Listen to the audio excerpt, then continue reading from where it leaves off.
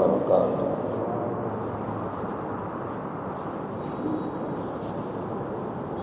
الحمد لله وحده والصلاة والسلام على من لا نبي بعده.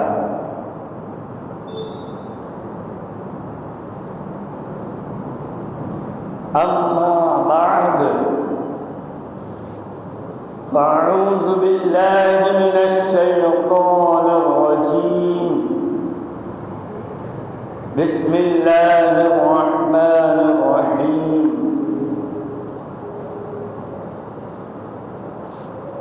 ولا تقولوا لمن يقتل في سبيل الله أموات بل أحياء ولكن لا تشعرون. صدق الله العظيم وصدق رسوله النبي الأمين المتين الكريم، ونحن على ذلك لمن الشاهدين والشاكرين، والحمد لله رب العالمين.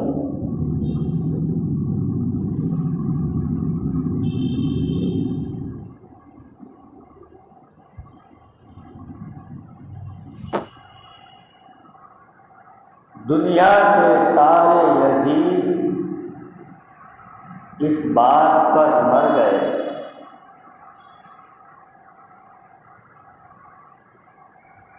دنیا کے سارے یزید اس بات پر مر گئے سب مل گیا حسین کا بیعت نہیں ملی.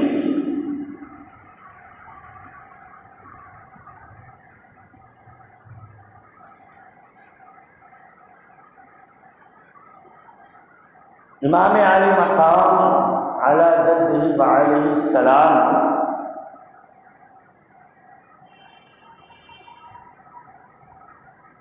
شہادت پر ذکر اور بیان ہو چکا ہے. شہادت کے بعد میں کیا واقعات پیش آئے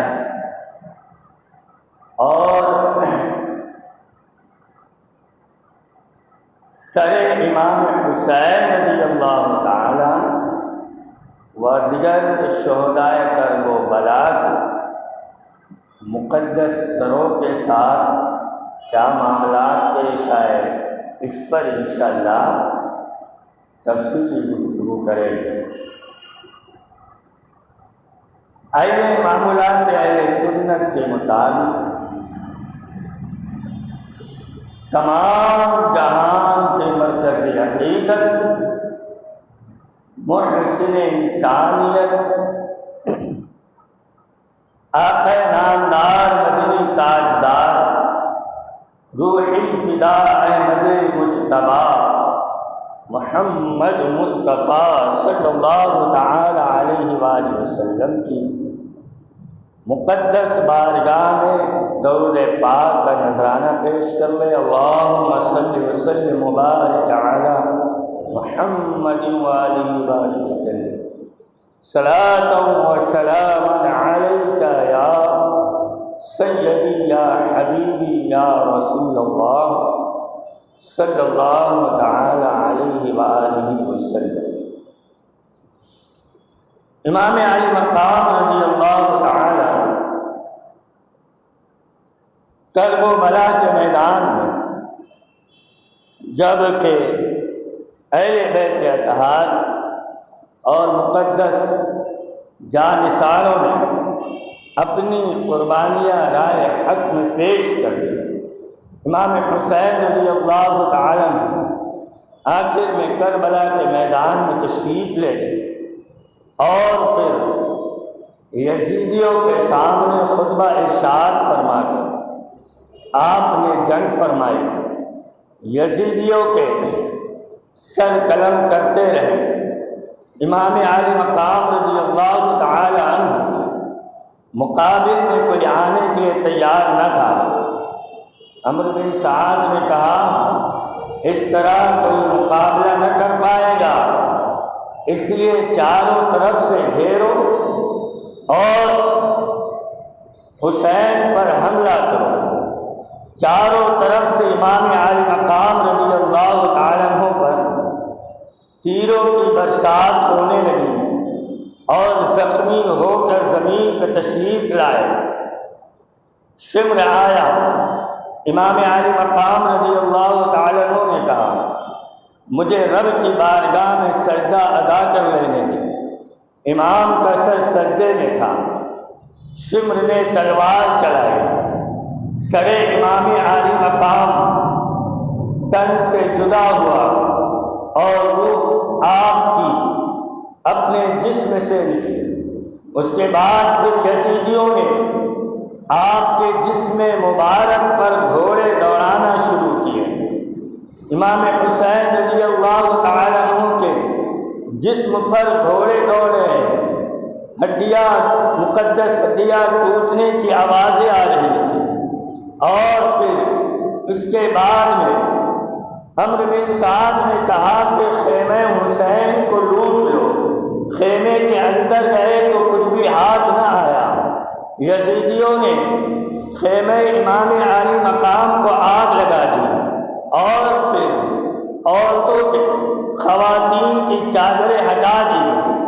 حضرت امام زین العابدین رضی اللہ تعالیٰ بیمار تھے، آپ کے ہاتھوں میں زنجیر باندھ دی گئی۔ بچوں کے ہاتھوں میں زنجیر باندھ کر اونٹ کے آگے لے جانے لگے۔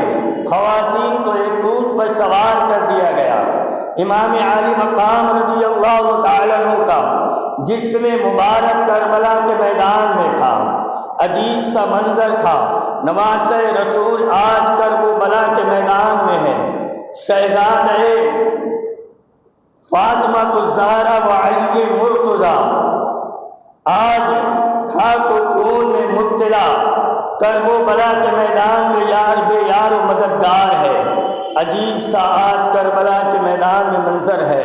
حضرت عبداللہ بن زبیر رضی اللہ تعالیٰ عنہ کہتے ہیں 10 محرم کو میری آنکھ لگی، میں نے کیا دیکھا کہ رسول اللہ صلی اللہ تعالیٰ علیہ وآلہ وسلم خواب میں تشریف لائے۔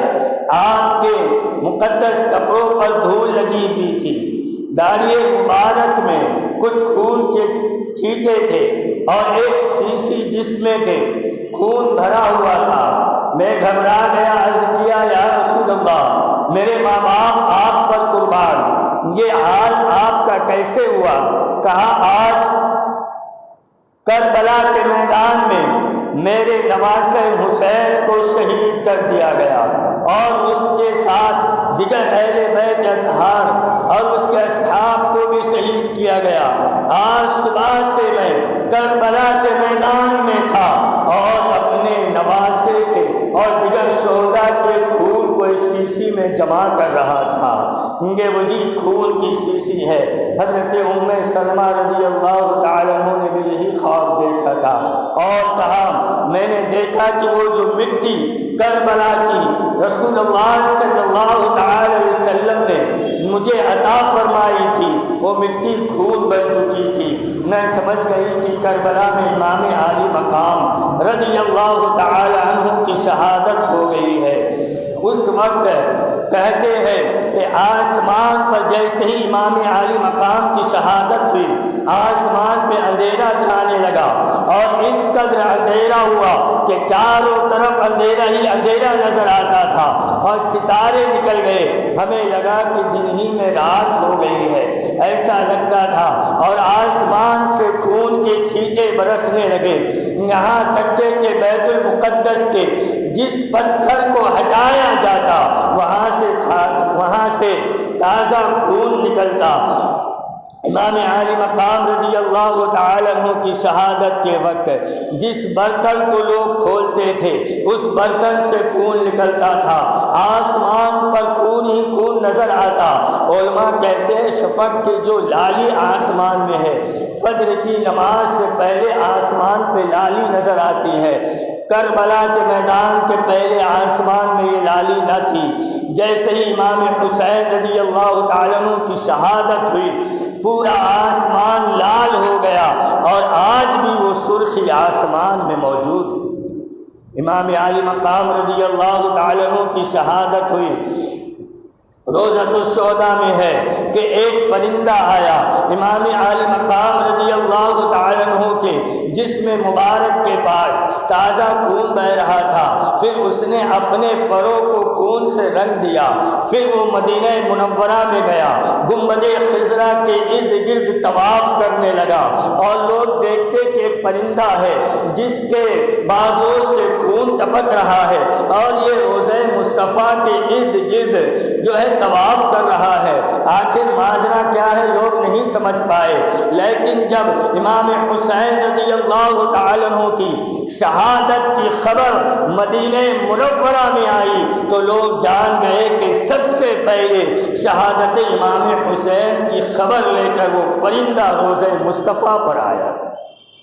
امام حسین رضی اللہ تعالیٰ عنہ کی شہادت کے وقت کہتے ہیں کہ ایک یہودی تھا جس کی ایک بیٹی تھی، اور بیٹی اس اپاہج تھی، آنکھوں سے دیکھ نہیں سکتی تھی، اسے کوڑ ہو گیا تھا، رنگ بہت اس کا کالا تھا، کوڑ کی وجہ سے لوگ اس سے نفرت کیا کرتے تھے، اور اس وجہ سے یہودی نے اس لڑکی کو آبادی سے باہر ایک باغیچے میں رکھا ہوا تھا، روزانہ دن میں جاتا، کام کاروبار میں مصروف رہتا، رات میں پھر اپنی بیٹی کے پاس آ جاتا۔ روز کا معمول تھا، ایک مرتبہ یہودی کی بیٹی نے کچھ رونے کی پرندوں کی آوازیں سنی تو اس نے کہا یہ رونے کی اور گریہ کی آوازیں کہاں سے آ رہی ہے؟ بس وہ اپنے باہر نکلی اور جس درخت سے رونے کی آوازیں آ رہی تھی پرندوں کی، اس درخت کے پاس پہنچی۔ جیسے ہی قریب پہنچنا تھا، اوپر میں چند پرندے تھے جو رو رہے تھے، اچانک ایک پرندے کے جسم سے ایک خون کا چھینٹا نیچے گرا اور اس لڑکی کے چہرے پہ پڑا، اور ایک آنکھ پر جیسے ہی خون کا چھینٹا پڑنا تھا اس کے آنکھ کی روشنی واپس آ گئی۔ پھر ایک خون کا چھینٹا پڑا، اس نے اسے مل کر دوسری آنکھ پر مل لیا۔ پھر جہاں کوڑ تھا خون کے 2-3 چھینٹے اور گرتے رہے، وہ لڑکیاں لے کر اپنے جسم پر ملتی رہی، کوڑ ختم ہو گیا، آنکھ کی روشنی واپس آ گئی، بدصورتی ختم ہو گئی، اور چہرہ اس کا بڑا ہی خوبصورت ہو گیا۔ رات میں جب اس کا باپ آیا تو باپ نے دیکھا کہ باغیچے میں لڑکی نظر نہیں آتی، ایک اجنبی لڑکی نظر، بڑی خوبصورت اجنبی لڑکی دکھتی ہے۔ اس نے کہا کہ تم کون ہو، یہاں کیا کر رہی ہو؟ کیا تم نے میری بیٹی کو دیکھا ہے؟ میں یہیں چھوڑ گیا تھا، کہیں دکھائی نہیں دیتی۔ کہا آپ مجھے پہچان نہیں سکے، میں ہی آپ کی بیٹی ہوں۔ وہ دیکھ کر بڑا ہی خوشی سے پاگل ہو گیا، کہا یہ کیسا کرشمہ ہو گیا کہ تمہارے آنکھوں کی روشنی بھی آ گئی اور کوڑ بھی ختم ہو گیا، بدصورتی بھی ختم ہو گئی، یہ کیسے ہوا؟ اس نے بتایا کہ میں اپنے کمرے میں تھی، میں نے رونے کی آوازیں سنی، چند پرندے رو رہے تھے، میں جب باہر نکلی تو پھر ایک درخت کے نیچے پہنچی، میں وہاں پر میرے جسم پر خون کے چھینٹے پڑنے لگے، جب میں نے اس خون کو ملا تو یہ تمام میری بدصورتی کوڑ اور آنکھوں کا اندھا پن ختم ہو گیا۔ میں کہا کہ چلو دیکھتے ہیں وہ کہاں سے ہوا تھا۔ جیسے ہی قریب پہنچے اب بھی پرندے وہاں پر موجود تھے، یہودی ہاتھ باندھ کر بیٹھا، کہا بتائیے یہ کیا ہے، رونے کا سبب کیا ہے، یہ خون کا ماجرا کیا ہے؟ ان میں سے اللہ نے ایک پرندے کو زبان عطا فرمائی، اس نے کہا ہم اپنے گھونسلوں میں روزانہ رہا کرتے تھے، ایک دن جب ہم اپنے گھونسلے سے باہر نکلے دانا چننے کے لیے، خبر آئی کہ کربلا کے میدان میں امام حسین رضی اللہ تعالیٰ عنہ کو شہید کر دیا گیا۔ ہم تمام پرندوں کا جھنڈ کربلا کے میدان میں پہنچا، ارد گرد امام حسین کے گھومنے لگا اور اس قدر سب کے سب رونے لگے۔ پھر مجھے برداشت نہ ہوا، میں نے امام حسین کے خون میں اپنے آپ کو ڈبو دیا، رشک کرنے لگا۔ بس ہم پھر اڑ کر یہاں پر آئے اور اسی منظر کو یاد کر کے رونے لگے، اور یہ جو خون جو تمہارے بیٹی کے چہرے پر پڑا ہے اصل میں امام علی مقام رضی اللہ تعالیٰ عنہ کا مقدس خون ہے، جس کی وجہ سے اور جس کے برکات کی وجہ سے تمہاری بیٹی کی بینائی آ گئی، بدصورتی ختم ہو کر وہ حسین و جمیل ہو گئی۔ جب یہودی نے یہ ماجرا سنا تو اس کے بعد میں کہا یقیناً امام حسین بھی سچے ہیں، ان کے نانا بھی سچے ہیں، ان کا دین بھی سچا ہے، اور پھر اسی وقت وہ کلمہ پڑھ کر مسلمان ہو گئے۔ امام عالی مقام رضی اللہ تعالیٰ عنہ کے اس مقدس خون کی برکات کی وجہ سے اس کی بیٹی کو شفا ملی، اور جب بھی کوئی اس سے مسلمان ہونے کا سبب پوچھتا تھا تو اسی واقعے کو بیان کر دیا کرتا تھا اور بڑی تفصیل کے ساتھ لوگوں کو بتایا کرتا تھا۔ امام عالی مقام رضی اللہ تعالیٰ عنہ کی شہادت کے وقت میں عظیم کرشمات ظاہر ہوئے، کرامت امام حسین کا ظہور ہوتا رہا۔ حضرت ام معبد کی بہن کی بیٹی حضرت ہند کا بیان ہے، ایک مرتبہ ہم اپنے خیمے میں تھے، ہمارے خیمے میں رسول اللہ صلی اللہ تعالی علیہ وآلہ وسلم تشریف لائے۔ کچھ دیر آپ نے آرام فرمایا، پھر بیدار ہوئے تو پانی طلب فرمایا، ہم نے پانی پیش کیا، حضور نے اپنے دونوں دستے مبارک کو دھویا، کلی بھی فرمائی، اور جس جگہ پر رسول اللہ صلی اللہ تعالی علیہ وسلم نے کلی فرمائی تھی وہاں پر ایک درخت ہوگا، اس کے پتے بڑے ہی خوبصورت تھے، اس میں پھل بھی لگتے تھے، پھل میں بڑی مٹھاس ہوتی تھی، اور اس پھل کی خوبی یہ ہوتی کہ اگر کوئی پیاس بجھانے کے لیے کھائے تو پیاس بجھ جائے، کوئی بھوک مٹانے کے لیے کھائے تو بھوک مٹ جائے، کوئی اگر بیمار ہو اسے کھلا دے تو بیماری ختم ہو جائے۔ گویا جو جس نیت سے کھاتا تھا اس میں فائدہ پہنچتا۔ اگر کسی کی بکری دودھ نہ دیتی، اس درخت کے پتے کھلا دیے جاتے، بکریاں بہت بھرپور دودھ دیا کرتی تھی۔ وہ اس کا نام اس درخت کا نام ہم نے الشجرۃ المبارکہ رکھ دیا تھا۔ بس لوگ ارد گرد سے بھی اس کے پاس آتے تھے اور برکات حاصل کیا کرتے تھے۔ ایک مرتبہ اچانک یہ ہوا درخت سوکھ گیا اور پھر اس کے پھل بھی جھڑ گئے۔ ہم نے کہا یہ کیسے ہو گیا؟ تو پھر خبر آئی کہ رسول اللہ صلی اللہ تعالی علیہ وسلم دنیا سے تشریف لے جا چکے ہیں۔ پھر اس کے بعد میں کچھ دنوں بعد درخت پھر پرانی اپنی حالت پر آ گیا، پھر اسی طرح پھل اور پتے نکلنے لگے۔ چند سال پھر گزرنے کے بعد ایک دن پھر ایسا آیا کہ اس درخت کے پھر پتے جھڑ گئے، پھر وہ درخت سوکھنے لگا۔ پھر ہمیں اچانک اندیشہ ہوا ہو سکتا ہے پھر کوئی حادثہ پیش آیا ہو۔ پھر خبر آئی کہ حضرت علی کرم اللہ تعالی وجہ الکریم دنیا سے تشریف لے گئے ہیں، لیکن پھر چند دنوں کے بعد وہ درخت دوبارہ پھر تازہ ہو گیا اور پھر اس میں دوبارہ پھر پھل لگنے لگے۔ پھر جنگ گزرنے گیا، وہ درخت لگنے کے بعد اچانک جب 60 سال کے بعد میں ایک دن ایسا آیا کہ ہم نے دیکھا کہ درخت پھر دوبارہ سوکھ گیا اور درخت سے خون بہنے لگا، آہ گریہ کی اور رونے کی اس درخت سے آوازیں آنے لگی۔ ہم نے کہا اب کوئی بڑا یقیناً حادثہ پیش آیا ہے، لیکن جب اس کے بعد ہمیں پتہ چلا کہ نواز رسول حضرت سیدنا امام حسین رضی اللہ تعالی اور دیگر جانثاروں کے ساتھ آپ کو کربلا کے میدان میں شہید کر دیا گیا۔ پھر یہ خبر پہنچی تو ہم سمجھ گئے اسی وجہ سے یہ درخت سے خون نکلتا ہے اور اس کے بعد میں رونے کی آوازیں آتی ہے۔ پھر حضرت ہند کہتی ہے اس کے بعد میں پھر کبھی بھی وہ درخت تارو تازہ نہ ہوا، ہرا نہ ہوا اور سوکھ کر ختم ہو گیا۔ امام عالی مقام رضی اللہ تعالیٰ عنہ کی جب جسم مبارک تھا، ارد گرد میں یزیدیوں نے جب حضرت امام زین العابدین کو آپ کو زنجیروں میں جکڑا اور پھر یہ قافلہ اور سر نیزے پر بلند کیا۔ اس وقت میں علامہ حسن رضا بریلوی کہتے ہیں سر شہیدان محبت کے ہے نیزوں پر بلند اور اونچی کی خدا نے عز و شان اہل بیت۔ اور جب سر کو لے جا کر یہ قافلہ چلنے لگا، حضرت امام زین العابدین رضی اللہ تعالیٰ عنہ کی نگاہ جب امام حسین رضی اللہ تعالیٰ عنہ کے مقدس جسم پر پڑی تو پکار کہنے لگے یا رحمت للعالمین ادرکنی لزین العابدین، یا رسول اللہ اپنے نواسے کی طرف دیکھیے کس طرح آج خاک و خون میں کربلا کے میدان میں موجود ہے۔ یا رسول اللہ ہمارے حال پہ ترس فرمائیے، ہم پر نگاہ کرم فرمائیے۔ آپ کی اہل بیت آج زنجیروں میں جکڑ دی گئی ہے، مقدس خواتین سے چادریں لے لی گئی ہیں اور انہیں باندھی بنا کر انہیں اونٹوں پر سوار کر کے قافلہ لے جایا جا رہا ہے۔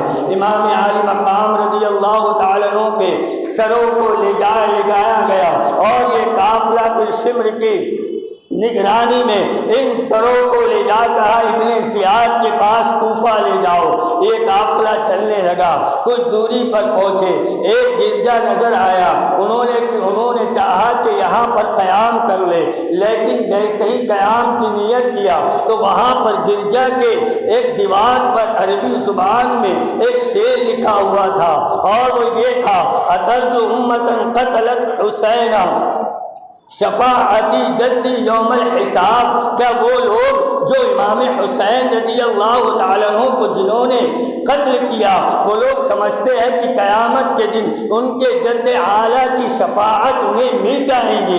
جیسے ہی یزیدیوں نے اس شعر کو پڑھا تو کہا کہ یہ کس نے یہاں پر لکھا ہے؟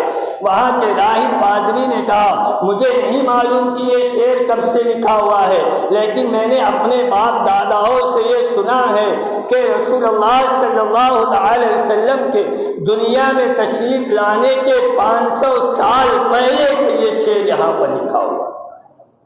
اور پھر وہ لوگ اندر گئے، اندر جانے کے بعد انہوں نے اس سے اجازت لی، راہب نے اجازت دے دی، سر کو ایک طرف رکھ دیا گیا اور پھر اس نے دیکھا کہ سر امام حسین سے روشنی نکلتی ہے۔ جب اس نے کہا کہ بڑا نورانی چہرہ نظر آتا ہے، اس نے راہب نے کہا یہ سر ایک رات کے لیے مجھے دے دو، اس کے بدلے میں 10,000 دینار دیتا ہوں۔ دنیا کے لالچی تھے، 10,000 دینار کے بدلے سر امام حسین کو دے دیا۔ راہب نے ایک تشت میں رکھا اور اسے گلاب سے غسل دیا، پھر اس کے بعد اس کے پاس بیٹھ گیا۔ کیا دیکھا کہ ایک نور نکلا اور نور نکل کر آسمان تک کے وہ نور پھیلتا چلا گیا۔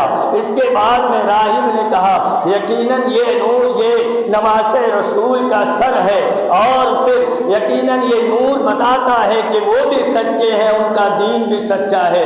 اس کے بعد راہب نے کلمہ پڑھ کر مسلمان ہو گیا۔ ان لوگوں نے 10,000 دینار راہب سے لیے اور پھر جب کچھ آگے گئے تو سوچا اس دینار کو آپس میں تقسیم کر لے، لیکن جیسے ہی دینار نکالا تو وہ ٹھکری بن گئے تھے اور اس کے اوپر میں قرآن کی آیت لکھی ہوئی تھی فَسَيَعْلَمُ الَّذِينَ ظَلَمُوا أَيُّ مُنْقَلَبٍ يَنْقَلِبُونَ، اور دوسری طرف آیت لکھی ہوئی تھی وَلَا تَحْسَبَنَّ اللَّهَ غَافِلًا عَمَّا يَعْمَلُ الظَّالِمُونَ۔ کیا لوگ یہ گمان کرتے ہیں کہ اللہ تعالیٰ ظالموں کے ظلم سے بے خبر ہے؟ ان قریب اللہ تعالیٰ ظالموں کے ان کو ظلم کی ضرور سزا دے گا۔ جب وہ گھبرا گئے ٹھکری کو وہیں پر رکھ دیا، پھر یہ قافلہ آگے بڑھا، کوفہ کے قریب پہنچنے والے تھے۔ خولی بن یزید نے کہا یہ سر مجھے دے دو، اور پھر اس نے سر حسین کو اپنے ساتھ اپنے گھر میں لے گیا۔ خولی کی بیوی نے پوچھا یہ کس کا سر لے کے آئے ہو؟ کہا کہ یزید کے باغی کا سر ہے جس نے یزید کے ساتھ بغاوت کی تھی، بس اس سر کو لے جا کر تنور میں رکھ دیا۔ پھر رات میں اس کی بیوی چونکہ بڑی پارسا اور متقی تھی، تہجد پڑھنے کے لیے اٹھی تو دیکھا تنور میں جو ہے وہاں پر روشنی نظر آتی ہے۔ اس نے کہا میں نے تو کچھ جلایا نہیں ہے، اندھیرا تھا، پھر یہ روشنی کیسے ہے؟ قریب گئی کیونکہ اس نے امام حسین رضی اللہ تعالیٰ عنہ کی زیارت کی تھی بڑی نیک تھی، جیسے ہی قریب گئی اور غور سے اس سر کو دیکھنے لگی، روشنی اسی سر سے نکل رہی تھی، نور اسی سر سے پھوٹ رہا تھا۔ قریب پہنچی اور پہنچنے کے بعد سر امام حسین کو غور سے دیکھا تو پہچان لی، اور پھر دیکھنے کے بعد میں کیا دیکھا کہ کچھ خواتین وہاں پر آئی ہوئی ہے، ارد گرد جمع ہے، ان میں سے ان میں سے خاتون نے سر کو اٹھایا، پیشانی کو بوسہ دیا، کہا میرے بیٹے تیرا ظلم ضائع نہ جائے گا، قیامت کے دن میں انصاف مانگوں گی۔ پھر اس کے بعد سر کو رکھ دیا، غور سے دیکھا تو امام حسین ہی کا سر تھا، جیسے ہی دیکھا تو بڑا صدمہ ہوا اور پھر غش کھا کر بے ہوش ہو گئی۔ جیسے بے ہوش ہونا تھا خام میں کوئی فرشتہ آیا، کہا خاتون تو پریشان نہ ہو، تیرے شوہر نے یہ انجام دیا ہے، تجھ سے اس کے بارے میں کوئی بات نہ کی جائے گی۔ کہا یہ بتاؤ کہ سر مبارک کے ارد گرد جو خاتون تھی وہ کون تھی؟ کہا جس نے سر کو اپنے ہاتھ میں لیا تھا وہ سیدہ فاطمہ الزہرا رضی اللہ تعالی عنہا تھی، اور ان کے ایک طرف میں حضرت خدیجہ الکبریٰ تھی اور دوسری طرف حضرت عائشہ صدیقہ تھی۔ پھر اس کے بعد میں جب اس کی بیوی اٹھی اور کھولی کو جگا کر کہا بغبغ تو کہتا تھا یزید کے باغی کا سر ہے، تو نواز رسول کا سر لے کر آیا ہے، سن لے آج کے بعد تیرا اور میرا کوئی واسطہ نہیں۔ پھر اس نے چادر اوڑھی اور گھر کے باہر نکل گئی۔ تاریخ میں ہے کہ اس کے بعد کسی کو خبر نہ ہوئی کہ وہ کہاں گئی، اور پوری زندگی پھر اس نے خولی سے ملاقات نہ کی۔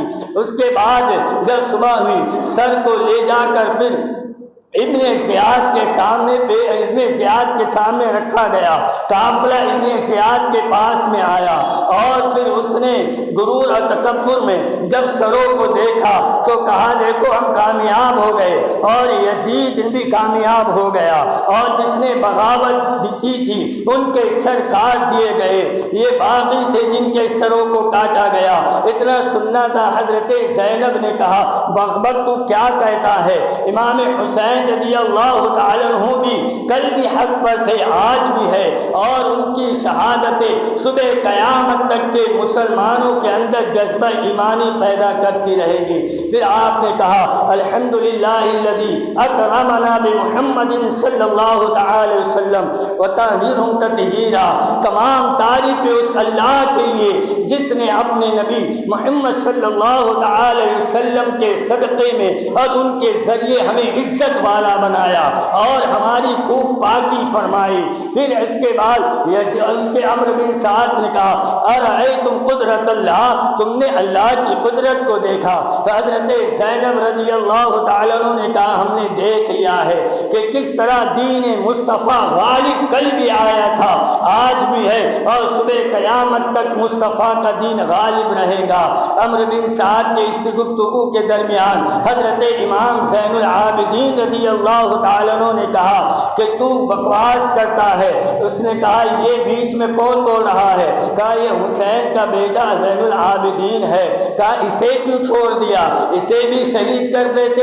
جلاد کی طرف اشارہ کیا، وہاں پہ حضرت عبداللہ بن عفیف موجود تھے۔ کہا خبردار، اگر امام حسین کی یہ خاندان کی آخری نشانی ہے، اگر تو نے انہیں ذرا سا بھی ہاتھ لگایا تو اہل کوفہ کے ساتھ اور دوسرے ممالک تیرے اوپر ابھی ٹوٹ پڑیں گے اور تو ابھی اپنا انجام دیکھے گا۔ اسی وقت میں تلوار میان سے باہر نکالوں گا۔ ابن زیاد نے دیکھا کہ عبداللہ بن عفیف کی بڑی عزت ہے، لوگ ان کے ساتھ ابھی کھڑے ہو جائیں گے، بس اس نے ارادہ اپنا ترک کر دیا، اور پھر اس کے بعد میں وہاں اپنی چھڑی کو لے کر سر امام حسین پر پھیرنے لگا۔ حضرت زید بن ارقم رضی اللہ تعالیٰ وہاں موجود تھے۔ کہا بغبغ اپنی چھڑی کو ہٹا لے، اللہ کی قسم میں نے ان لبوں کو رسول اللہ کو بوسہ دیتے ہوئے دیکھا ہے، میں نے یہ منظر دیکھا ہے کہ رسول اللہ صلی اللہ علیہ وسلم ایک طرف امام حسن کو اپنے گود میں بٹھاتے اور دوسری طرف امام حسین کو بٹھاتے اور انہیں پیار فرماتے۔ تجھے شرم نہیں آتی؟ لباس رسول کے مقدس سر پر اپنی چھڑی لگاتا ہے۔ زید بن ارقم نے جب یہ جملہ کہا تو انہوں نے کہا کہ اگر تیری ضعیفی کا خیال نہ ہوتا تو تجھے قتل کر دیتا۔ پھر ابن زیاد نے اس سر کو لے کر اپنی مانڈی پہ رکھا، جیسے ہی مانڈی پہ رکھنا تھا کہ سر امام حسین سے ایک خون کا قطرہ نکلا اور اس کی مانڈی کو چیرتا ہوا زمین پر گرا، پھر زمین پہ پوشیدہ ہو گیا، جیسے خون نکلنا تھا کہ اس کی مانڈی پر ایک زخم بن گیا۔ کہتے بہت علاج کرایا پوری زندگی، لیکن وہ زخم نہیں بھرا اور اس سے بہت زیادہ بدبو آیا کرتی تھی۔ عطر کی بہت زیادہ استعمال کے بعد بھی اس کی بدبو نہیں جاتی تھی، یہاں تک کہ مرا تو بدبو آتی رہی اور اس کی بدبو کے وجہ سے لوگوں نے اسے پہچان لیا۔ امام حسین رضی اللہ تعالیٰ عنہ کے ابن زیاد نے کہا کہ سروں کو اور اس قافلوں کو دمشق یزید کے پاس لے جاؤ۔ بس سر امام حسین کو پھر نیزوں پر بلند کیا اور پھر کوفہ کے گلیوں میں گھماتے رہے۔ حضرت زید بن ارقم کہتے ہیں کہ میں اپنے گھر چلا گیا تھا، گھر جانے کے بعد مجھے کیونکہ اس کا بڑا صدمہ تھا، میں قرآن کی تلاوت میں مصروف تھا، امام عالی مقام رضی اللہ تعالیٰ عنہ کے مقدس سر کو کوفہ کی گلیوں میں گھمایا جانے لگا۔ جب سر امام حسین کوفہ کی گلیوں میں گھوم رہا تھا، میں قرآن کی تلاوت کرتے ہوئے سورہ کہف کی وہ آیت پر پہنچا، ان اصحاب الکہف والرقیم کانوا من آیاتنا عجبا۔ جیسے ہی میں نے یہ آیت پڑھی، سر حسین میرے سامنے تھا، جب گزر رہا تھا میں نے دیکھا لب حسین پر جنبش ہوئی اور سر حسین سے آواز آئی، ان قتلی و حملی اعجب من اصحاب الکہف، میرا قتل اور میرا مجھ پر حملہ یہ تو اصحاب کہف سے بھی زیادہ عجیب تر ہے۔ میں نے جب یہ آیت سنی کہ سر حسین ہے اور اس سے اب بھی آوازیں آ رہی ہے، پھر امام حسین کے سر کو اور اس قافلے کو لے جا کر یزیدی آگے بڑھے، دمشق کی طرف روانہ ہوئے۔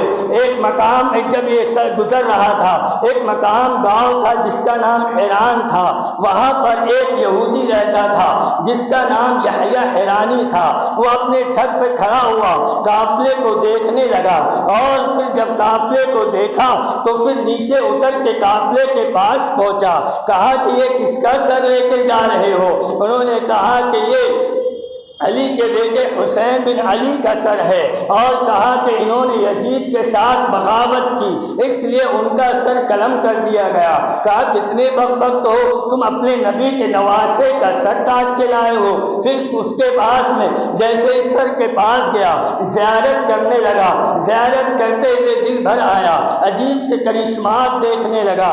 اس کے بعد میں کہا امام میں آپ کے نام میں اسی وقت آپ کے سامنے کلمہ پڑھتا ہوں، اور پھر اس نے کلمہ پڑھا، اشہد ان لا الہ الا اللہ وحدہ لا شریک لہ واشہد ان محمدا عبدہ ورسولہ، اور اسی وقت مسلمان ہو گیا۔ پھر اس کے بعد میں پھر بازار گیا، کچھ سامان خرید کے لا کر اہل بیت اطہار حضرت امام زین العابدین کی بارگاہ میں پیش کیا۔ سمر نے کہا خبردار انہیں کوئی سامان نہ دینا، ان کے ساتھ عزت سے پیش نہ آنا، یہ یزید کے باغی ہے۔ اس نے سننا تھا کہ یحییٰ نے اپنی تلوار نکالی اور پھر حملہ کیا اور 5 کوفیوں کو قتل کیا اور اس کے بعد میں شہادت کا جام نوش کر لیا۔ پھر یہ قافلہ آگے بڑھا، آگے بڑھنے کے بعد میں ایک مقام پر پہنچے، جیسے ہی وہاں پر پتہ چلا کہ امام حسین کا سر کاٹ کے لائے ہیں تو وہاں کے گورنر کا نام عماد الدولہ تھا، انہوں نے قافلے کو اپنے گاؤں میں آنے سے منع کر دیا اور گاؤں کے لوگ بھی کھڑے ہو گئے خبردار ہمارے گاؤں میں نہ آنا۔ سمر گھبرا کر وہاں سے آگے بڑھا، کچھ دوری پر پہنچا، ایک گاؤں تھا جس کا نام نصیبین تھا، وہاں پر ایک جگہ موجود تھا۔ جب ابن الیاس نے اس کی خبر سنی کہ قافلہ آیا ہے تو یزید کی چاپلوسی میں اپنے گاؤں کو سجا دیا لیا اور پھر سمر کے استقبال کی تیاری کرنے لگا۔ لیکن قدرت خدا بندی کو کب گوارا ہوتا کہ امام حسین اور ان کی اہل بیت کے ساتھ میں ظلم کرنے والوں کا استقبال ہو۔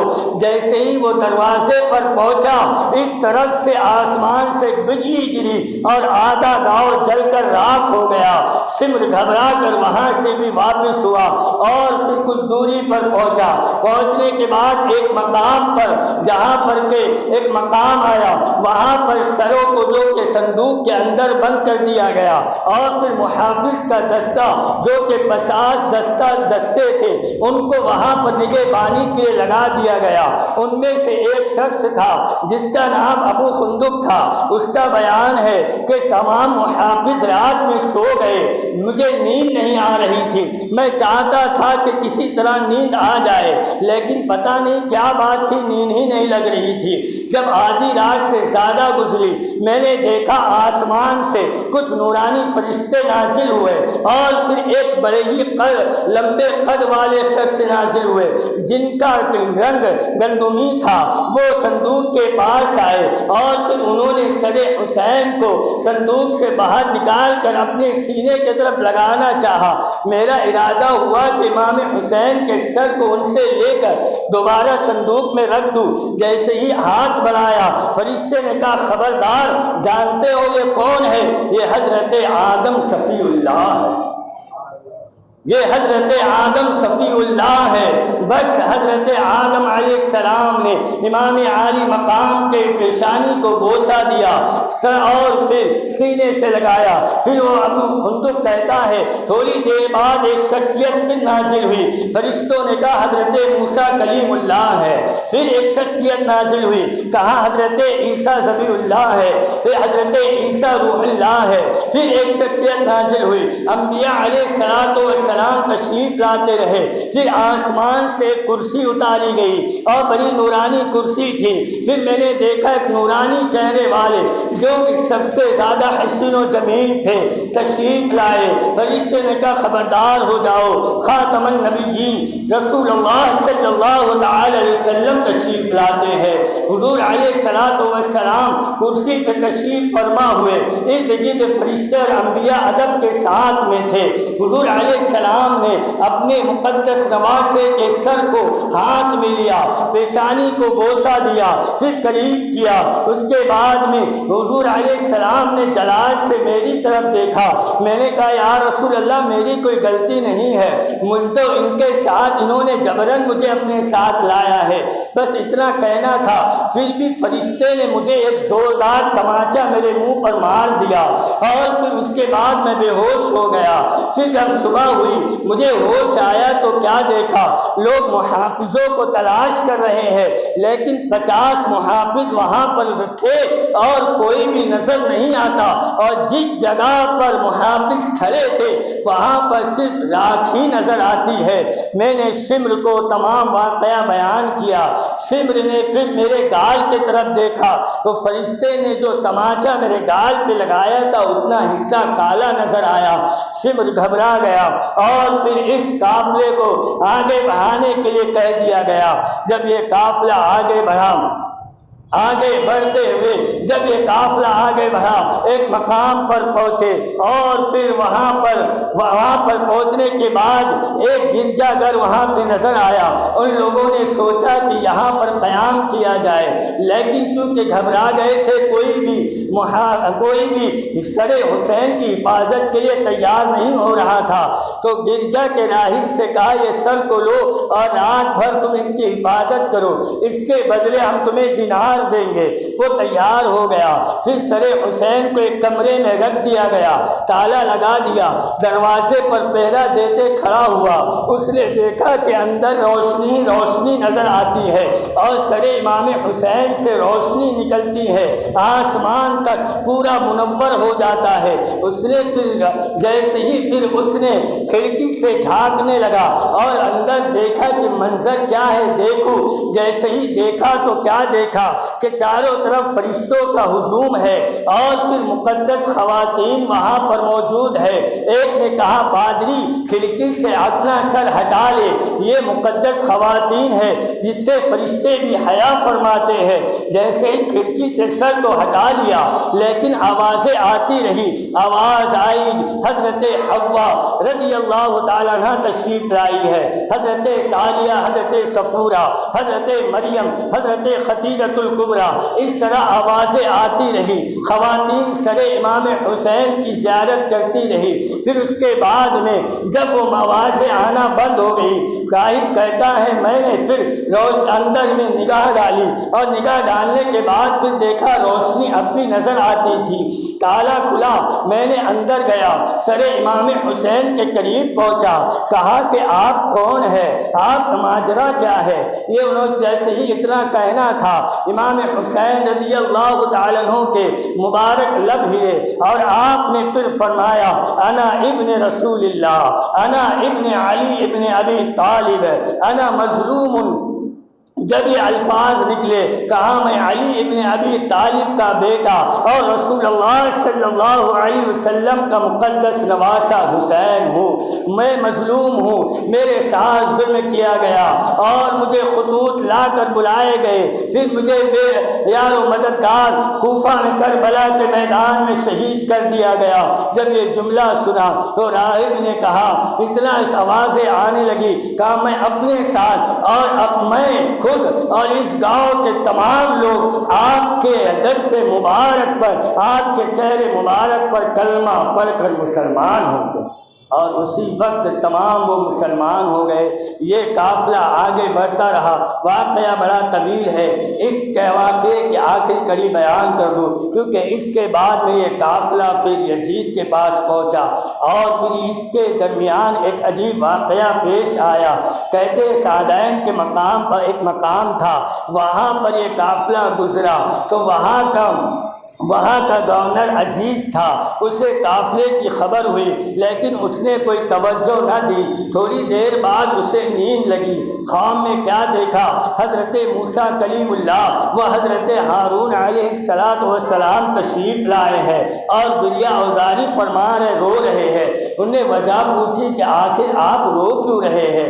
اے اللہ کے کلیم رونے کی وجہ کیا ہے؟ کہا نواسہ رسول کو کربلا کے میدان میں شہید کر دیا گیا ہے اور ان کا قافلہ یہاں سے گزر رہا ہے۔ کہا میں تجھے حکم دیتا ہوں کہ کچھ قیمتی سامان خرید، کچھ تحفے لے اور ان کے پاس پیش کر دے۔ عزیز نے کچھ تحفے اور کہا جیسے ہی تو دروازے پر پہنچے گا تو وہاں پر تمہیں شیری نام کی خاتون ملیں گی۔ اس طرف میں جیسے ہی حضرت یہاں پر قافلے میں کیونکہ حضرت شہربانوں کی خادمہ شیری جس کا نام شیری تھا، یہ شیری کون تھی اس کے تعلق سے بیان ہے کہ حضرت عمر فاروق اعظم رضی اللہ تعالیٰ عنہ کے دور خلافت میں ایران کو فتح کیا گیا۔ جب ایران فتح ہوا تو وہاں کی شہزادی بھی آئی اور جس کا نام شہر بانو تھا۔ حضرت عمر فاروق اعظم نے سوچا ایران کی شہزادی ہے تو اس کا نکاح کسی اعلیٰ نسب شہزادے کے ساتھ کیا جائے تاکہ انصاف ہو جائے۔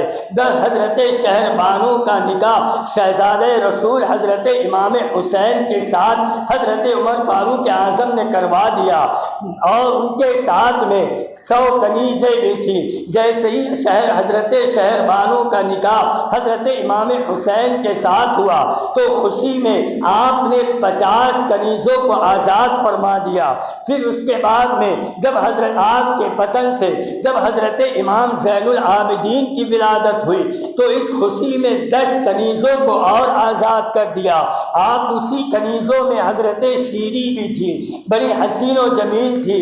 گفتگو کے درمیان حضرت امام حسین نے اس کا ذکر کیا تو کہا کہ آپ کو وہ عطا کرتی ہوں۔ بس شیری کو بلایا گیا اور کہا یہ میں نے آپ کی خدمت کے لیے پیش کیا۔ امام حسین نے حضرت شیری کو اس وقت کہا کہ میں اسے اپنے طرف سے آزاد کرتا ہوں۔ جیسے ہی آزاد کیا تو حضرت شہربانوں نے اسے بڑا سجایا، تحفے دیے اور تحفے کے ساتھ اسے آزاد کیا۔ امام حسین رضی اللہ تعالیٰ عنہ نے کہا اس سے پہلے تم نے جتنے کنیزوں کو آزاد کیا کسی کو ایسے تحفے نہ دیے، اسے کیوں عطا کیا جا رہا ہے؟ کہا اب اس سے پہلے میں نے آزاد کیا تھا اور شیری کو آپ نے آزاد کیا ہے، تو میرے آزاد کرنے اور آپ کے آزاد کرنے میں فرق ہو جائے اس لیے میں نے اسے تحفے دیے، کپڑوں سے سجایا۔ لیکن حضرت شیری نے کہا کہ دنیا میں آزاد ہو کے رہنے سے بہتر ہے کہ آل رسول کی خادمہ بن کر رہے۔ تو بس وہ امام عالی مقام حضرت شہربانوں کی بارگاہ میں عرض کیا مجھے کہیں نہیں جانا، آپ مجھے اپنی خدمت کے لیے ہی رکھ لے۔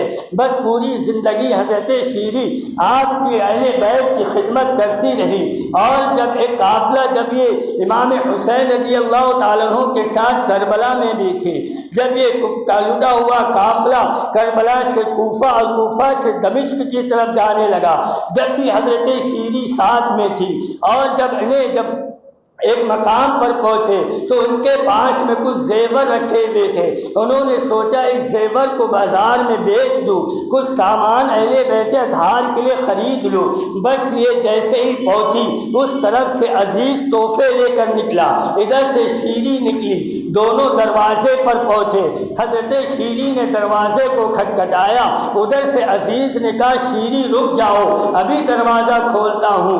ان کو بڑا تعجب ہوا، جیسے ہی دروازہ کھولا تو سوال کیا تمہیں کیسے معلوم ہوا کہ دروازے پر میں ہوں اور میرا نام شیری ہے جبکہ دروازہ بند ہے، تم جانتے بھی نہیں؟ کہا مجھے خواب کے ذریعے بتایا گیا تھا کہ دروازے پر تم سے ملاقات ہوگی، اب تم واپس چلو، تحفے کی ضرورت نہیں، میں اپنے ساتھ سارے سامان لے کر آیا ہوں۔ بس واقعہ مختصر ہے۔ اس کے بعد میں جیسے ہی تحفے لے کر قافلے میں پہنچا اور عزیز نے سارے تحفے پیش کیے، کیونکہ وہ یہودی مذہب سے تعلق رکھتا تھا، حضرت موسیٰ کلیم اللہ کے کہنے پر اسلام بھی قبول کیا، تحفے بھی پیش کیے، بڑی خدمت انجام دی۔ حضرت امام زین العابدین نے کہا تم نے اہل بیت کی بڑی خدمت کی ہے، اس وجہ سے حضرت شیری کا نکاح تمہارے ساتھ کر دیا جاتا۔ اور پھر ان کا نکاح، عزیز کا نکاح حضرت شیری کے ساتھ کر دیا گیا۔ پھر یہ قافلہ آگے بڑھا، دمشق میں پہنچا۔ دمشق میں جب یزید کو پتہ چلا کہ یہ ٹوٹا ہوا قافلہ اور سروں کو لایا جا رہا ہے، شہر کو سجانے کا حکم دیا۔ فخریہ کرسی پر بیٹھا، جب یہ قافلہ آگے بڑھنے لگا تو حضرت سعید ساعدی وہاں، حضرت سہیل ساعدی ایک بڑے ہی نیک پرہیزگار تھے اور بعض مورخین نے لکھا ہے کہ صحابی رسول تھے، وہ آ کر قافلے کے پاس رونے لگے۔ حضرت زین العابدین کی نگاہ پہنچی تو قریب آئے، کہا کہ روتے کیوں ہو؟ کہا کہ میں نے پہچان لیا کہ امام حسین کا سر ہے، نواز رسول کو شہید کر دیا گیا ہے۔ کہا ہاں میں امام حسین کا شہزادہ ہوں، میں نے کربلا کے پورے واقعات اپنے نگاہ سے دیکھے ہیں۔ کہا بتائیے آپ کی میں کچھ خدمت کر سکوں تو حکم دیجیے۔